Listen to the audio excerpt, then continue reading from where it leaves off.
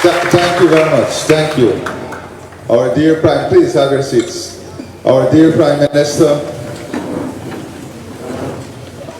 the Prime Minister's been an enormous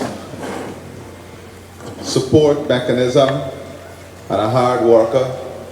So too are all our cabinet members. I want to recognize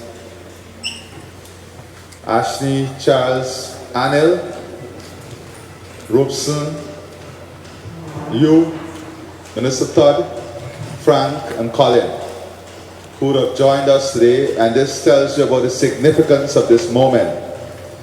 I don't believe that we have launched any youth initiative with this level of cabinet participation, and I want us to put our hands together for the cabinet members who are here. I want to also recognize the members of the Guyana Cricket Board, from the President and all the executive members of the Guyana Cricket Board, and I want us to put our hands together for them too. I want to recognize those of our national cricketers, West Indian cricketers, who are here with us. I see for sure Jacobs, and I want us to put our hands together for them. I want to recognize Emily, and I want to recognize Emily because I know she's always been very proactive and a strong support of sports and young people in our country. And I want to say that we recognize your work. And today is not only about cricket, today is about holistic living.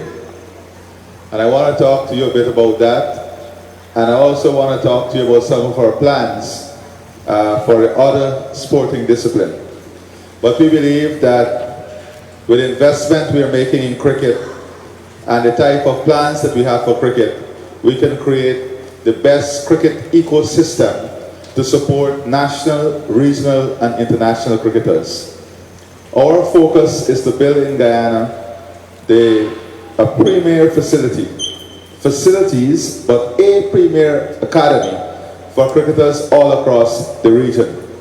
We want to be known to have an academy that can provide the conditions for the best development of the best fast bowlers, world-class spinners, and batsmen who can bat, spin, and pace bowling. So it's important because we have lost our ability to chip down the pitch and play spin bowling. So it is important that you young people are exposed to these things.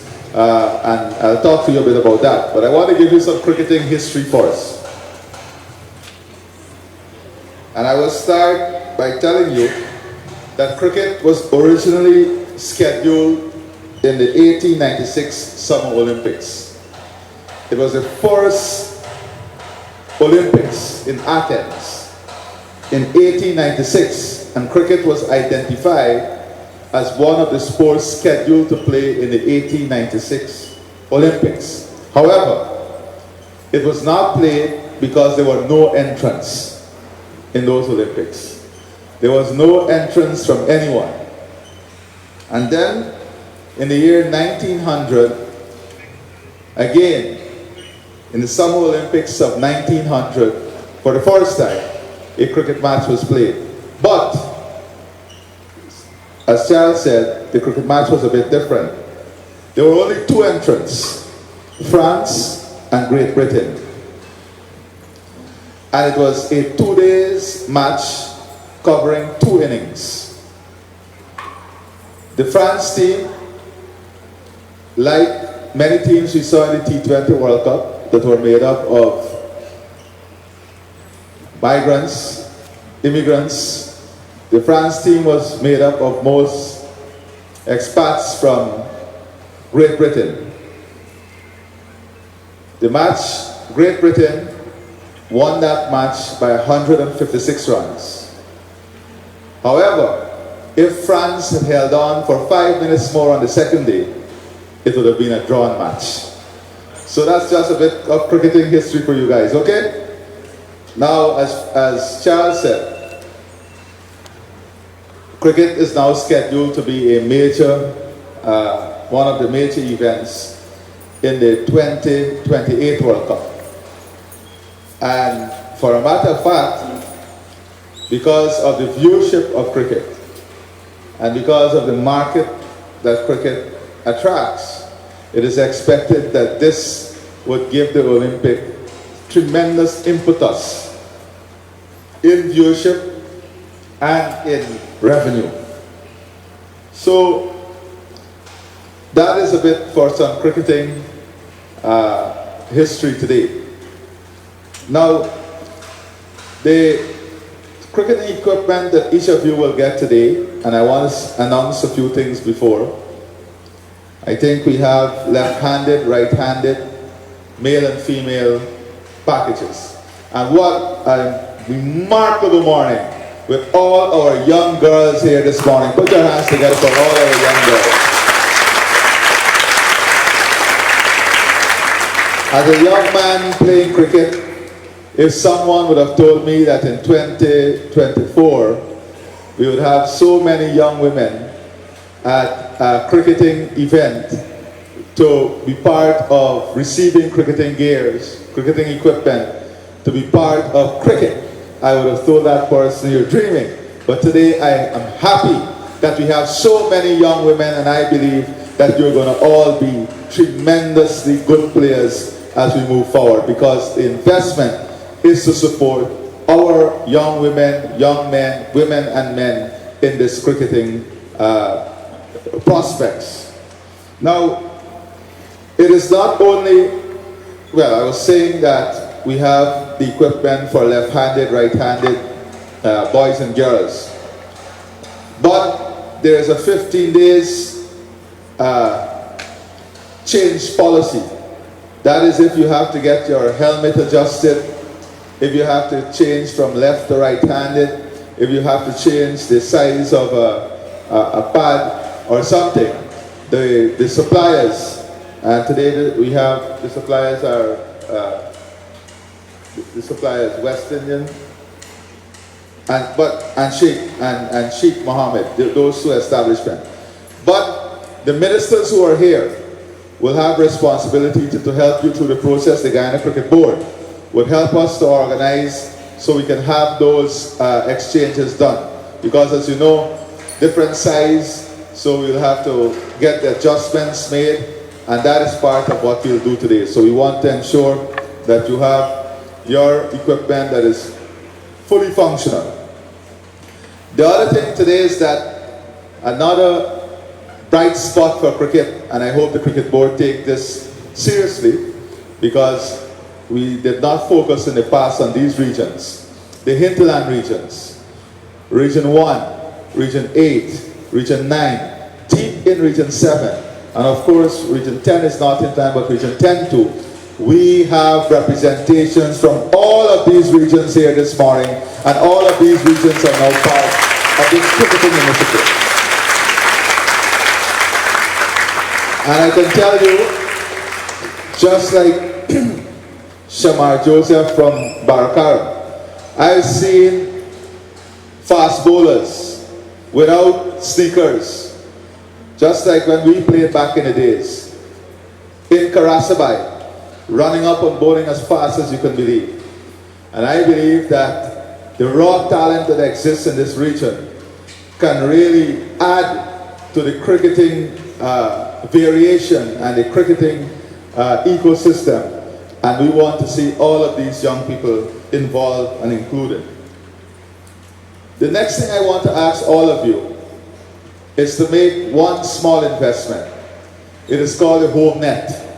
I was looking at a program, and I was speaking to the Clyde Lloyd, and he said to me, one of the greatest and simplest cricketing tool to develop technique, to develop patience, to develop eyesight, to develop hand and eye coordination is the ball in the socks tied under your house.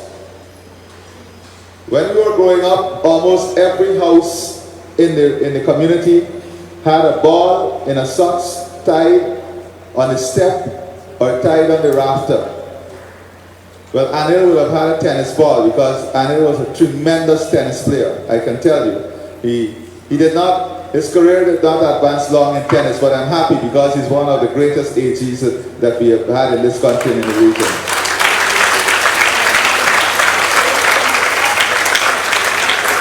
Please don't walk off. So I want all of you today to commit to me that you will create your own home net.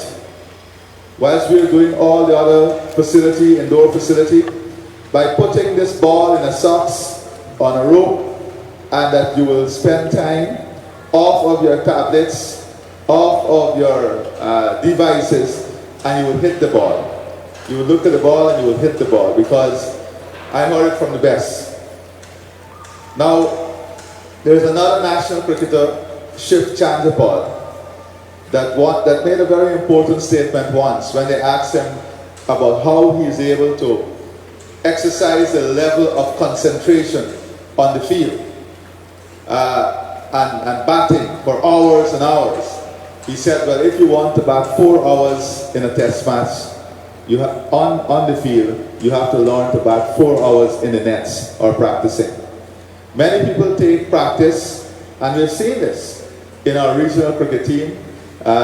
Many people didn't want to be part of a fitness review, or they don't play any emphasis on practice. But whatever you want to achieve in the field, it's just like the Prime Minister. If he did not spend hours and hours, days upon days, training as a young soldier, as a military man, then he would not have been able to apply himself in the field. When you tell him, when he had to lead his troops out in the field for 5-6 days, he would not have been able to do so. The same thing when you're studying. If you don't spend hours reading, revising, if you don't spend hours practicing, doing mathematics, doing the formulas, then you will not be able to apply it when you go to the exams. You will not be able to apply it when you go into the classroom. So cricket is not turning up and holding a bat. And one of the worst things is that when you are very talented, and we have seen that this is one of the things that destroyed West Indies cricket. When you're very talented, and you know you're very talented, you believe that you don't have to practice as others. You believe that you don't have to be as fit as others. You believe that you don't play by the same rules as others. And that is a great danger to your career.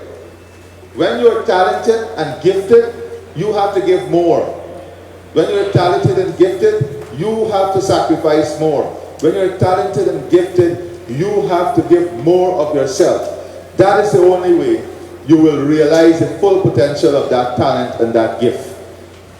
So I want us to understand this, that there are some of us here who will be gifted, very talented, but that talent and gift will remain a talent and gift if we don't nurture it, if we don't build it, if we don't grow it, if we don't shape it. And that is important. All right? So that's another important point I want to make to you. Now, as Charles said, he is currently, the Ministry of Youth, Sports and Culture is currently doing the assessment. They're working with housing, and this is why all the cabinet members are important. Housing, an important part for Colin and housing now is community development. And a part of community development is recreation, facilities to enhance healthy living, to enhance sport development. And so too is the Ministry of Health. Dr. Anthony is here, Frank Anthony. We have launched a number of initiatives to help young people to realize their full potential. When you have an opportunity to do your eye examination now, free of cost, and free spectacles, it is helping you, if there is an issue, to identify that issue early and to fix it so you can realize your full potential. You know, and I want to sum this call to you young people. You know, we don't know the problem because sometimes young people can't tell there is a problem. But you will see many children struggling in the classroom, not because they're not good, but because sometimes they're struggling to see on the chalkboard and it's not recognized. That is why what Minister Anthony and the Ministry of Health is doing is enormously important. enormously important. Then you have Minister Todd, who is here, cabinet member. Foreign affairs is not only about foreign relations and negotiations and trade and all of these things. It's about cultural exchanges, sport exchanges, creating an environment through which we can advance our talent, nurture our talent through these exchanges. And that is building sports diplomacy. Because when you build sports diplomacy and you work with other young people around the world, you're creating a network. Security is also important. We want the grounds to be secure. We want the recreational facilities to be secure. We want you to grow up in a secure environment, because we know that if we don't have security in an environment, then there are more risks associated with those communities. And that is why the Ministry of Home Affairs has a very strong community focus. As far as not only the hardcore security issue, it's that strong community focus that helps us to nurture young minds and develop young minds. And the Attorney General, many times we think that the Attorney General job is to look at the laws, represent the country, look at agreements and so on. Yes, that's a big part of what he does in lawmaking. But I want to challenge the Attorney General too, and I know that he will do it. Let us do little manuals on rules, regulations governing the games. Let us do these manuals to help the school system. Let us do something that can be attached to the back of the exercise books, the rules of cricket, something that can help the Guyana Cricket Board also in going out as we try to address the whole ecosystem. The rules are changing every day. We don't have, I asked many clubs, show me the newest rule book for cricket. None of them can give me the newest rule book for cricket. And many times, you know, I challenge them on rules because I read the rules of cricket very constantly. The other thing is, now that I've said all of that, there are a few things that we're going to do for cricket. Charles has just told you about this cricketing academy, where we're going to do in Enmore. But we want the cricketing academy to be world class, so we're going to work with the Guyana Cricket Board. Why we want it to be world class? We want to give you an opportunity at your skills. So we want to invite spotters, global spotters, who are spotting players for the IPL, BPL, all the leagues around the world. So when we have the academy, we'll invite those spotters to come and to look at our talent, so that if they see talent, they can also spot talent and recruit that talent to play league cricket like football. Because as you look at cricket, cricket is going to be like football, a league-oriented game in the future. Whilst you have the national and country competition, it is moving in a league direction. Also, we will be launching a new exciting program, a new exciting product, cricketing product, very soon. It's a world product that will be played in Guyana, and very soon we'll talk about that. So that is the cricketing academy. Outside of that, we are building cricketing facilities all across the country, and that is why this event is important today. We want to match those facilities with your ability to have equipment, your ability to utilize the facilities. We are also going to ensure that every facility that we are investing in, that you have the weeding machine, either the tractor or a few of the handheld weeders. And we're going to give each one of those facilities one person, one or two persons under the part-time job initiative. And so we want a cricket board. And you know, we have placed ministers. This is how serious we're taking it. For example, Minister Todd, Prime Minister, and Minister Edgell, we placed them in Linden, in Region 10. So we want them to ensure that the system works, to work with the cricket board in setting up a committee so we can ensure the grounds are maintained. And we're going to put the investment to ensure that this is done.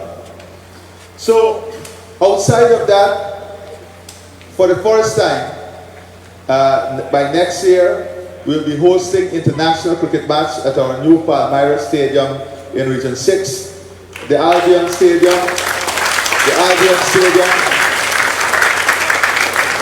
and in Region 2, next year, we have already put in a request to host the CPL Women Tournament, the complete CPL Women Tournament in Anna Regina next year. The only reason we were not able to push hard this year is because they had to have some hotels completed, and 2 hotels, I think, are in the final stages of completion, and that will give us the ability to host that tournament completely in Anna Regina. So these are the investments. In Linden, we are now putting up, Charles, when we'll finish the new ground in Region 10? Yeah, with the cricket. By the end of this year, the cricket stadium in Region 10 will be completed, and we expect to see great results from these investments. So too, we're investing in region, the Ministry of Sports, Youth and Culture. How many grounds are we investing in this year across the country? More than 250 grounds across the country we're investing in this year. Outside of that, the indoor facility at the stadium will become operational very soon. And then we have the indoor facility, basic indoor facility. We want to put in 1 in every single region, at least with 3 lanes, so that you can go to the indoor facility and practice. And we want to see young girls out there practicing too. I want the cricket board to ensure that the environment is conducive and we see our young girls out there practicing also. Outside of that, I'm very pleased to say that from September, Sir Clyde Lloyd will be joining us full-time in Guyana. He will be in charge of the cricketing academy. He will be in charge of the development of the cricket. And so too, we are recruiting all our former national players, West Indian players, to be part of this national program. So now, outside of cricket, today we are launching cricket, but there are a number of, and school cricket, of course. School cricket we have already said, and that is what I was going to say actually.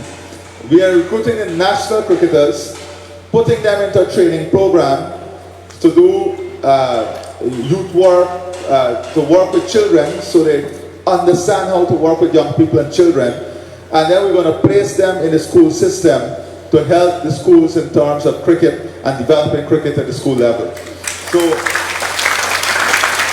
and we're going to do the exact thing for football. So right now we have started with football. We already have 30 former national footballers, current national footballers who are working with us on this program, where they get a stipend from the government, and they work with us in the program. So we want our national assets also to know there's a place for them. We want them to know, so we want to employ them and have them in this program. Healthy living, please. The most important thing that you can do for yourself is eat healthy and stay away from drugs. Your career is completely lost. Your career is completely lost, and your chance at life is completely lost with drugs. Drugs in any shape and form. And let me tell you something, there's nothing like just trying it. That is how it starts. By someone of your friends saying, let's just try it. You have to be, sports is positive living, and positive living is leadership. We also want all of you coming through this system, by the time you finish your secondary education, to be enrolled in a Gold Scholarship program, to be enrolled in a University of Guyana program, because we want to match your development in sports with your academic achievement also. So outside of cricket, we are going to launch in the coming weeks specific initiatives for football, basketball, table tennis, volleyball, badminton, and squash. Those are the first set of sports, the next set of sporting disciplines that we're going to launch specific initiative for. And in those initiatives will be ensuring in key areas, key growth centers, we build multi-purpose tarmacs, multi-purpose facility in which badminton, basketball, table tennis, volleyball, squash can be played. And we are also going to give out the equipment to support those sporting disciplines across the country. So those are some of the sports. So soon you will see us bringing together young people in football, young people in squash, well, clubs in squash, table tennis, basketball, to a similar event so that we can address all the sporting discipline, because we see the investment in sport as an important aspect of the unification factor under the One Guyana umbrella. Sports is that interconnection that brings us together, especially team sports. And that is one of the beauty about team sports. In team sports, if you don't play as a team, you can't win. And you learn to work together in team sport, and most of these sports here give us the ability to create that environment. So today, as we continue to work together, I want to say to you also, to the Guyana Cricket Board, the Football Federation, that the Minister of Health will be reaching out to all of you. He has already started that process to organize a national and regional event for our spectacles program, our eye care program, our dental program, and our cervical cancer program. The young ladies here, the young women here, we want to launch an education program on cervical cancer screening and testing, the vaccine, and you can actually avoid this cancer or beat this cancer by just having this vaccine that can save your life in the future. So all of these programs we want to incorporate in this initiative. So in the coming weeks, maybe in 3 weeks, you will see the Minister of Health working with the Cricket Board, the Football Federation in launching these initiatives across regionally. You will see the Attorney General Chambers working on the rule book.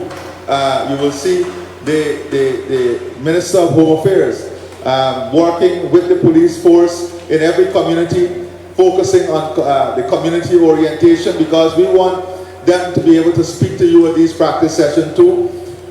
You will see the Prime Minister out there with Minister Todd Collin in all his community consultation now. An important part is building out these facilities. So I don't want to keep you much longer, but I want to say to all of you today, it's a remarkable day. When we played cricket, I'll tell you something. When we played cricket, we batted with one side pad. The entire team had one pad, 1.5 pad maybe, that you shared. You had 2 bats. I don't know what helmet. I never bat with helmet until I don't know. Yeah. So we never had helmets. Well, the backyard bat is from the coconut tree, the branch, right? And if you get a good fast ball, you get a good shot. So so we went through all of these things. Now you have this opportunity to own your own piece of equipment. You have to care it also. You have to care it. And you have to use this opportunity smartly. Use this opportunity smartly. You're in the first phase. We have more subscribers than we catered for today. So we're going to ensure everybody is taken care of. But this is the first phase. There will be another phase. So today, I want to take this opportunity to wish all of you well and to say to you that we are committed to investing in you young people to have the best possible future in this beautiful country of ours. Thank you and God bless you.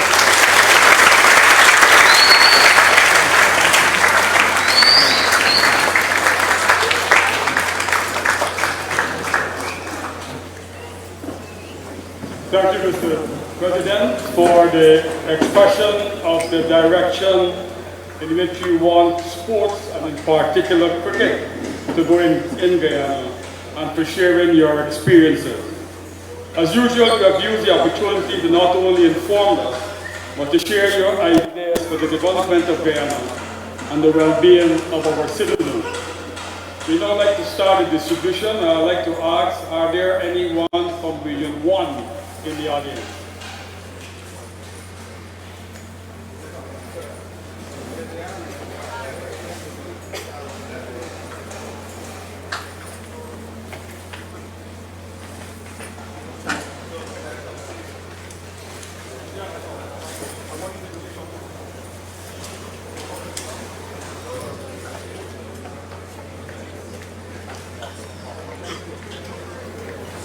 Okay, we have region 1, 7, 8, 9, all the females and the left-handers to that side of the lobby, the northwestern side, and the remainder will get their gears right here.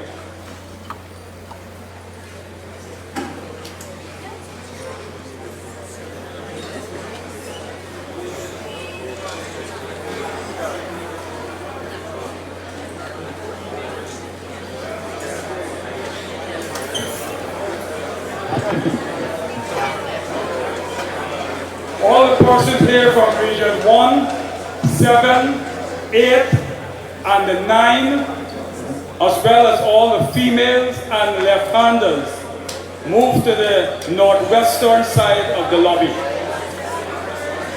You receive your gears there. The remainder of the region that I did not call, remain in your seats right here. 1, 7, 8, and 9.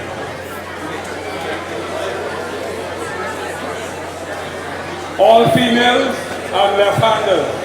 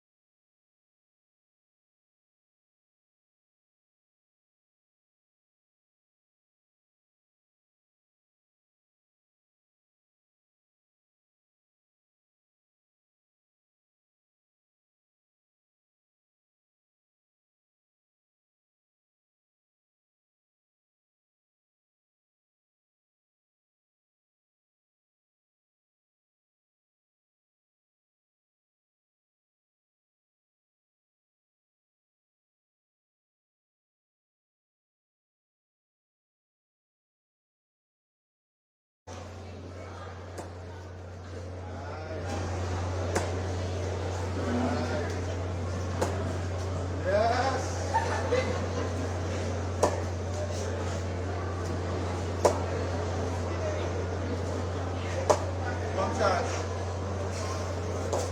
man. Yes, man. All right, going on now, right? All right. Huh?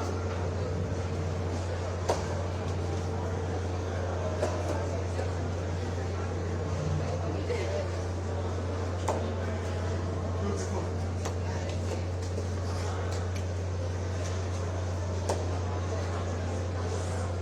Well, you're looking real good, looking good. Yes.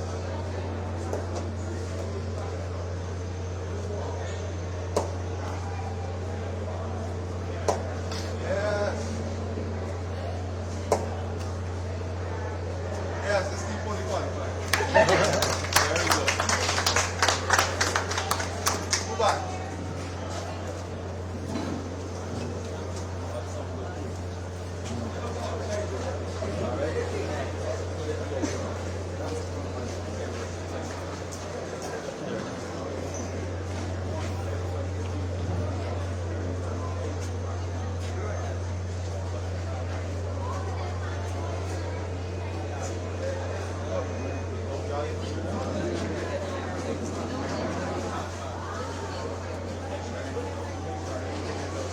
Derek, Ready? Derek, I'm going to do some interview.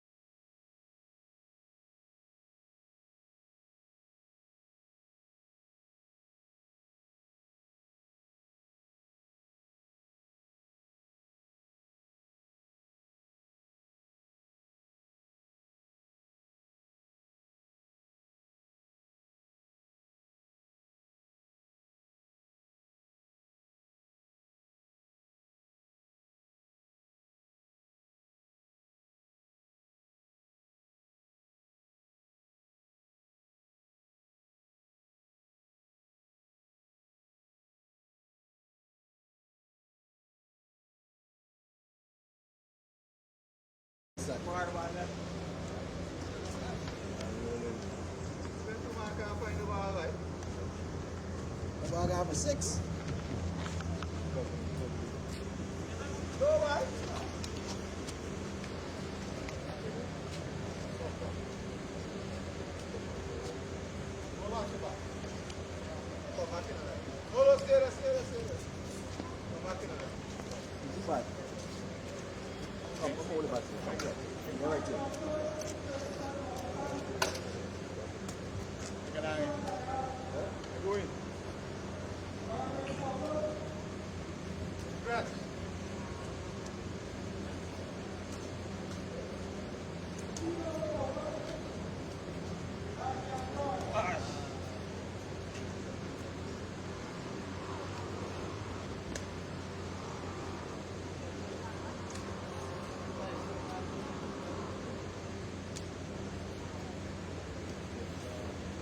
Yes, this is good.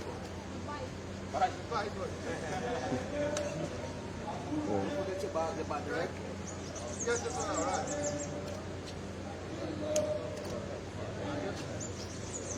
Press it now. Watch come in, catch it, practice. Where's Pepper? Huh? Where's you?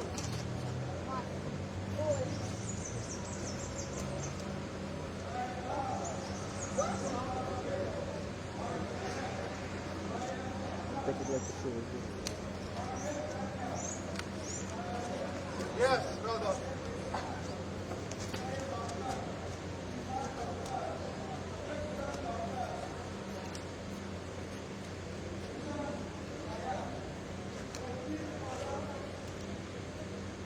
Well done, good. I got it.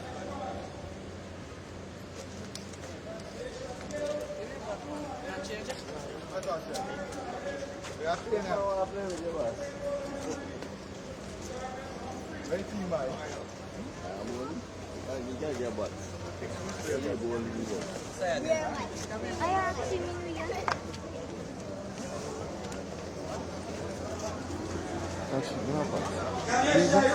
Yeah. Can I excuse? Joshua. Fraser Khan. Dave Khan.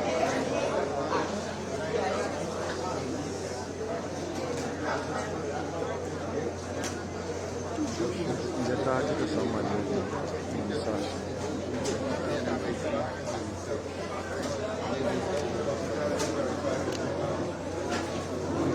Lawal Kemraj, Kevin Lal, Dimitri Light,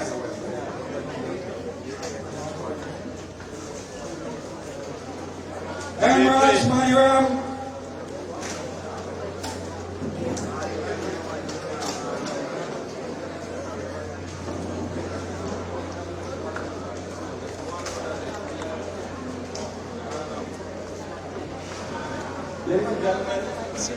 Ladies and gentlemen, please, 1 minute. Can you listen to your names? Because they are not two names because it's very difficult to identify the person collecting or whether they're collecting two or three because there is no accounting system. So there is a list of both sides from the regions that also significant board and the simultaneously so we can expedite this process very quickly. So as you hear me in an orderly fashion, can you come up